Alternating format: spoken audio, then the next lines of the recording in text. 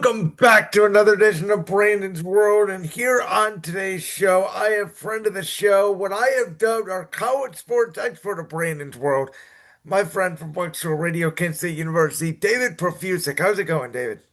It's going great. Wonderful day to talk some sports with you, Brandon. Yeah, it's nice to have you back on the show. Of course, I told David before, we're not going to talk a ton of NFL draft today. There's a lot of stuff going on in the NFL. You guys heard my last podcast where we broke down a lot of the free agency stuff, but we're going to have David on later uh, in April to break down all things NFL draft. So today we're going to focus on the other aspects of college sports, which there's a lot going on. I mean, college sports is almost turning into pro sports at a collegiate level with everything going on in it. But we're going to start today on a little bit of a somber note. Of course, this past week at age 89, the former Notre Dame head coach Lou Holtz passed away. And our generation, really, David, he's more famous for the college game day stuff. Yeah, that's when I really got to know Coach when I really started getting into college football back in the early 2010s era, him being the counterpart to Mark May on talking college football and Yep. stuff. And he's been such a prominent figure in that space, and it's a shame to see him move on from this world, but um just like good memories from all of that, from those formative years of really getting into the sport that I really love. Yeah, of course, the famous headgear picks, as we know. And really, he was the one I would say, at least in the college space, to really revolutionize television. You know, bring the pregame show to the forefront. Make way for a guy like Dick Vitale in college basketball to do sort of the similar stuff. And college game day was, you know, I would say thought of, but it never really became this big and this much of a monster as it was today. But before Lou Holtz came on. Or are you referring to Lee Corso right now? No, Lou Holtz as well. Well, I don't remember him so much on game day, him more being like a analyst and stuff Right, on right. college Yeah, football today or something. I'm forgetting the right. exact show name, but But I wasn't he on game day though for a little bit. I apologize, my memory is fuzzy. I will keep this in no, you're totally. fine. Um, he might have. I mostly recalled him from more of the kind of like the I'd say like post game show stuff and like Yeah, during the week, like college football shows, like for doing more sure. more of that stuff. And he's definitely probably done some appearances on game day. Regardless, he is a legend both football coach wise for the game as well as broadcasting. So speaking of college football, here's the thing: we are in a very interesting time in college football. We just saw Miami play for the national championship. They were a 10 seed, and some people try to argue they shouldn't even have been in the tournament. We saw Indiana, a couple of years ago, who was basically a laughing stock, bring in Kurt Cinetti, and now all of a sudden they are the national champions in college football. But there's all this talk about expanding the playoffs. And I know me and you have talked a little bit about the model. You have mentioned on the show before the 16 team playoff. The Big Ten is talking about a 24-team playoff, essentially because they don't want ESPN and Disney to have all the slices of the pie. They want Fox to have some and NBC to have some and CBS to have some in terms of game coverage. My worry is if we expand the college football playoff even more, it's going to become essentially December madness, which in theory sounds like a good idea, but you're also competing with the NFL playoffs, and we've seen it, or the end of the NFL regular season going into the playoffs. And we've seen, in my opinion, over the last couple of years, as the college football national championship has been delayed till essentially the day after the NFL divisional round, it gets less buzz because all anybody wants to talk about is the NFL conference championship games.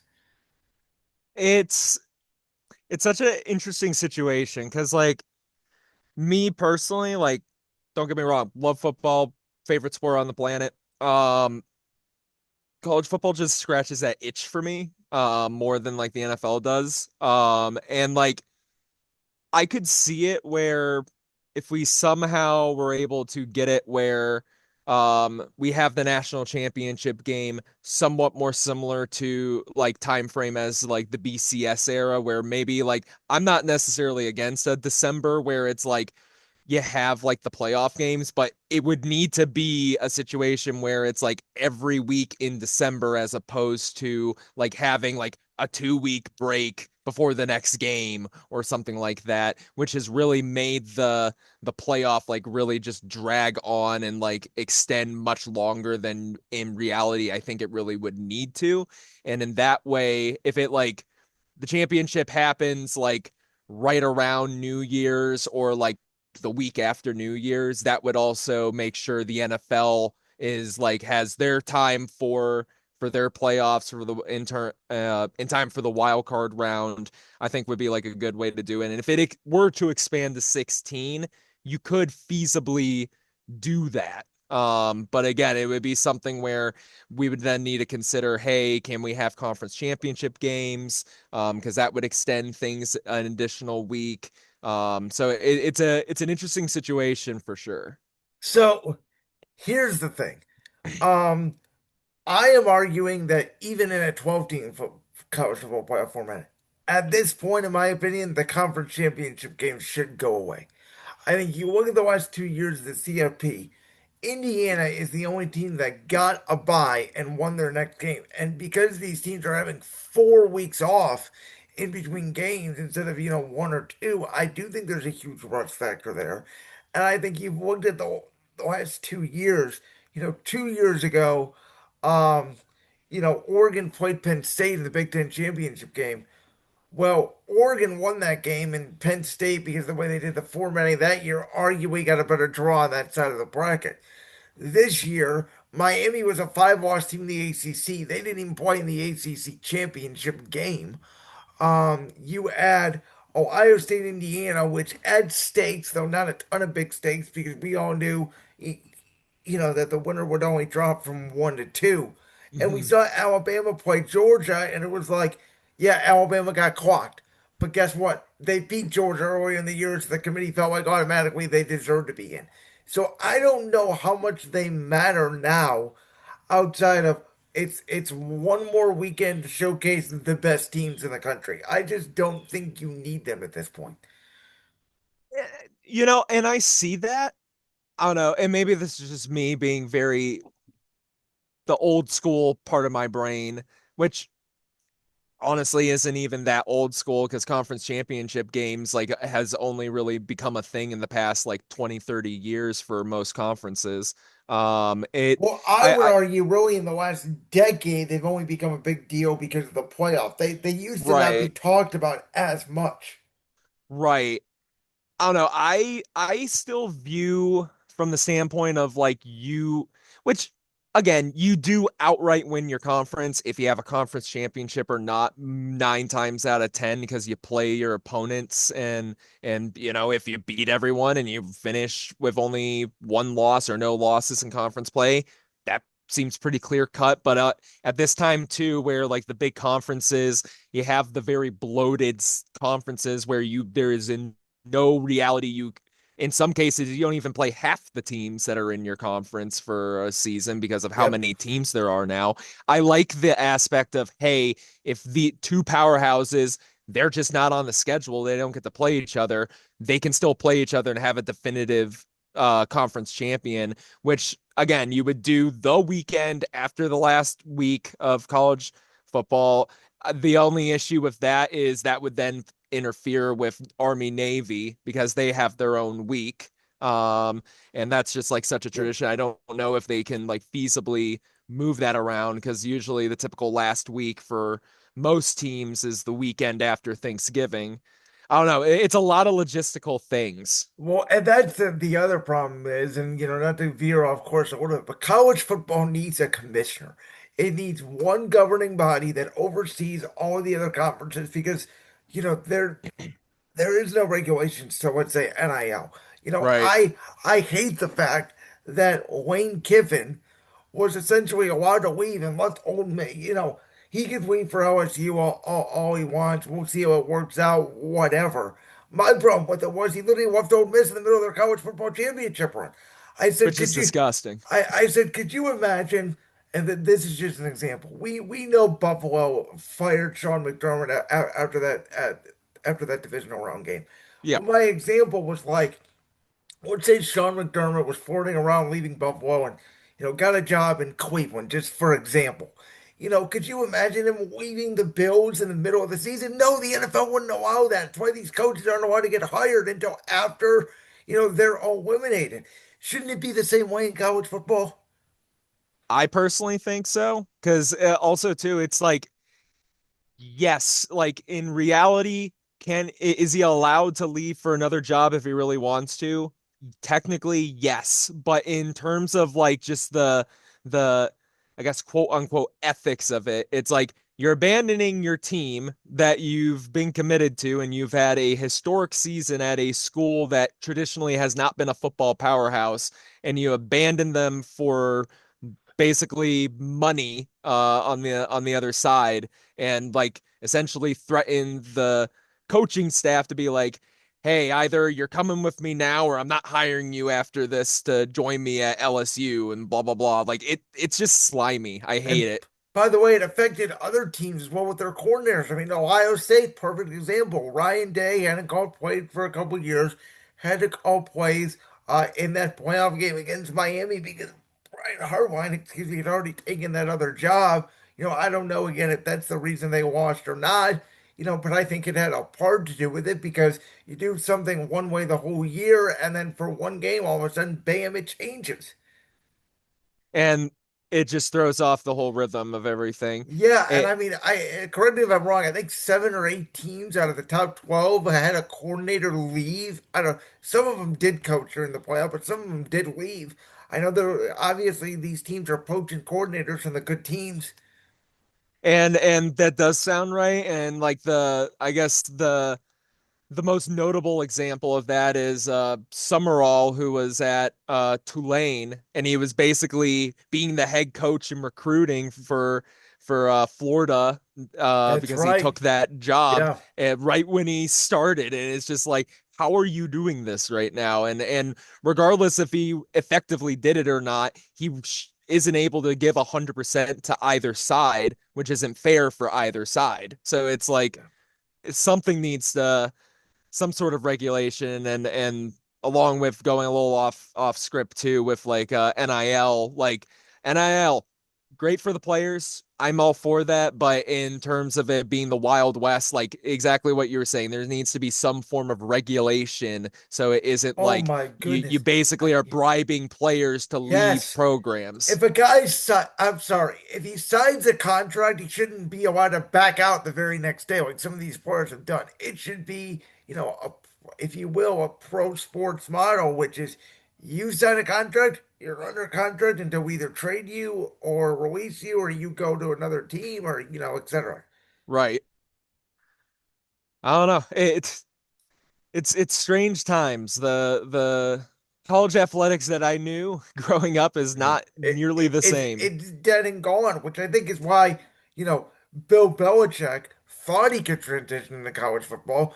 That's turned into a disaster. Now he's claimed it's because of the roster in North Carolina.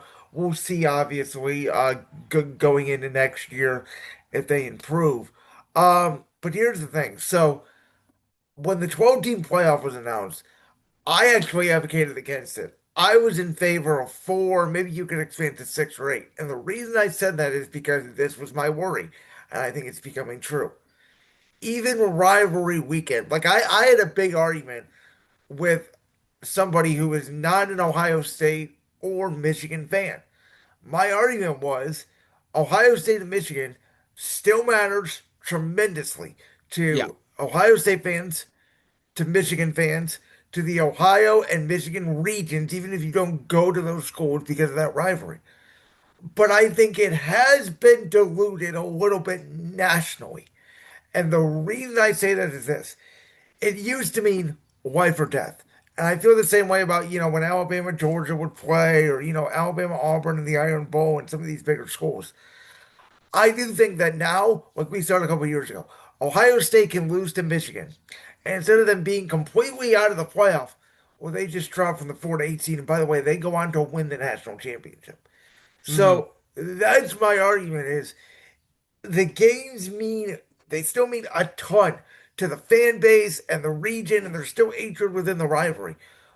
But I don't think it means as much nationally. Now, I don't think any of these rivalries means as much nationally because of the expansion of the playoff.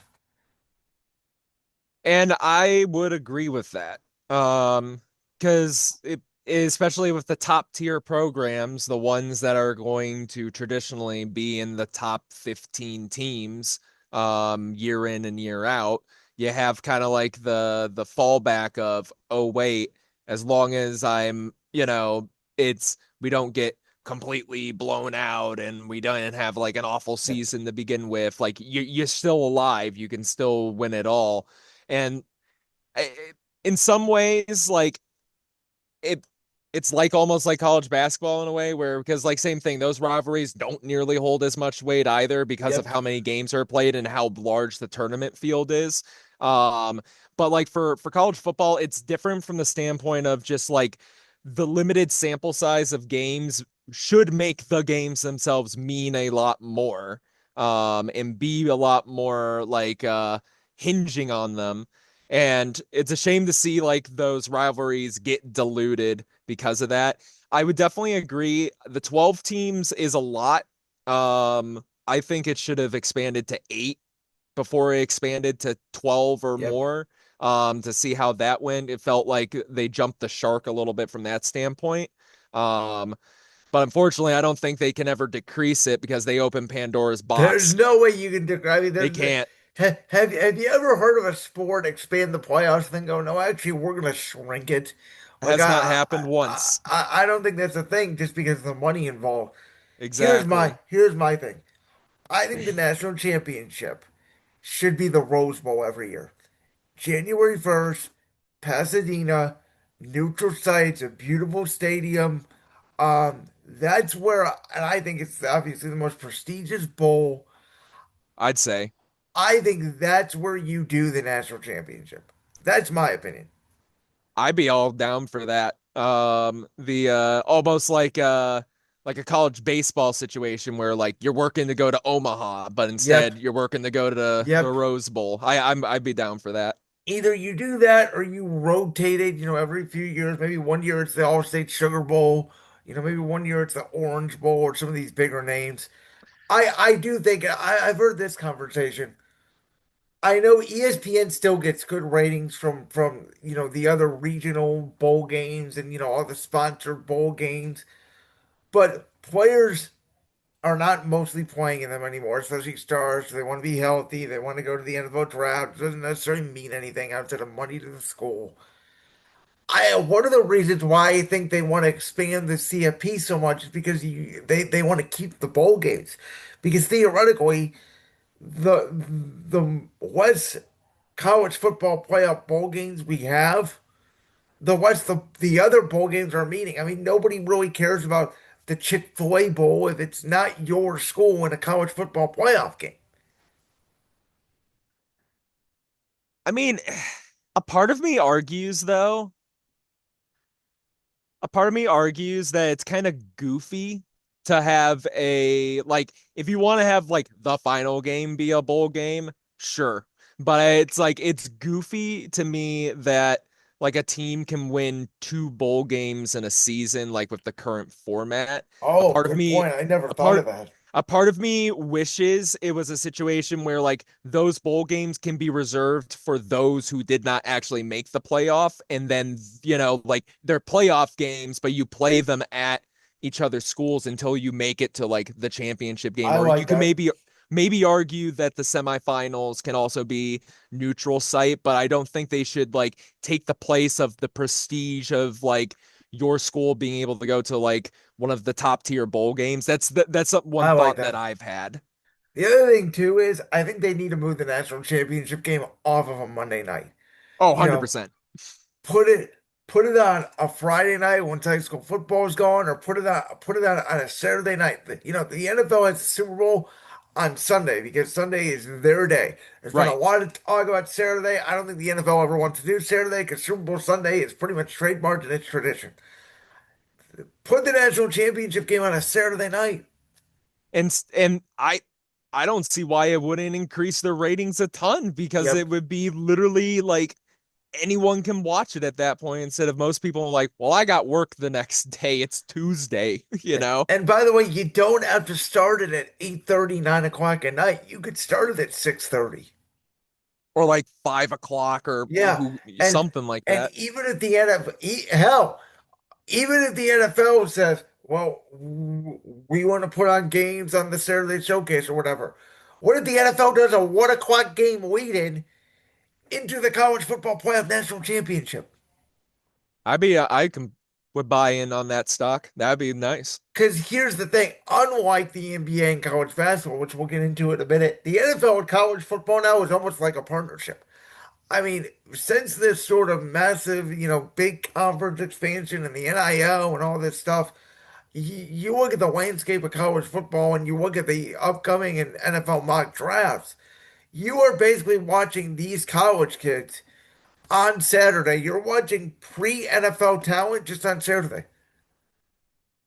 I mean, it's basically is become the I can't talk today. Developmental in a league. league Yep. of the like almost like the minors for Yep, baseball. it really is. And the other thing is, most of the schemes now, because college football and the NFL, always the biggest concern was, well, in college they run the no huddle, they run RPOs, they run this up tempo. It's not a traditional NFL drop back from the pocket scheme. That's all changed. The schemes are all the same now. And I mean, obviously with pro, it's still pro style offenses, but the Yeah, wrinkles of college game has like definitely taken place because athletes are like getting faster, getting yep, stronger, getting to make it more feasible for athletes to do these sorts of things. So and just like with the evolution of the game, just making offensive schemes, defensive schemes more exotic and like cerebral. It's something that like I don't know. It's a I've lost my train of thought, but it's definitely something that has been interesting since basically like around 2010 to 2015 range that has like slowly been bleeding into the NFL game more and more and more year in and year out with I guess mainly with like more athletic quarterbacks coming yep. into the league. If I were to tell you, David Profusik, today, I just named you the brand new over-governing body of college football. What would one change you would make immediately? It would definitely be right here, right now. If I had to really just, I have one wish, it would be, I would do regulation on the NIL stuff. That Okay. would be my number one thing. What is your idea? Is it some sort of salary cap? Is it based off maybe region? You can only recruit or give money to X amount of players per day or per period?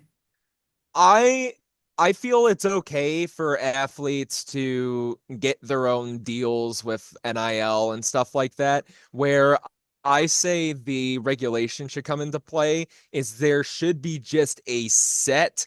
This is what you get if you're a college athlete based off of the level you're in. So obviously it's going to be different from like if like someone in like a D2 school or something is looking for money. But like for FBS level D1 college football, for example, like every single FBS school, like there should just be a set amount that like anyone gets. And that would limit the poaching, that would limit the um like players switching just because they're getting a better offer from another Yep. university where it's basically like the NFL. And like the thing with the NFL, like we were discussing earlier, is you're under contract. So like once your contract's done, cool, go and do what you want. You're a free agent.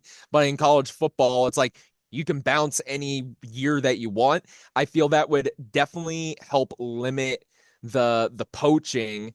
And I know every school has their own different budgets, and obviously Ohio State's athletic like revenue is going to be drastically different from a Kent State, for Yep. example. But it's like if that could somehow, some way be implemented, I think that would be a really great thing for the sport. And again, if a player wants to it gets a very lucrative NIL deal with like a brand or something like that, cool. But the stipulation shouldn't be you have to play for X team to get said thing to essentially do all the poaching. Like that clip from the Brand's World podcast? If so, make sure you go down there and hit that subscribe button. While you're down there hitting the subscribe button, make sure to also hit the notification bell so you never miss another upload. And make sure you check out all the other clips from the Brand's World podcast right here on YouTube.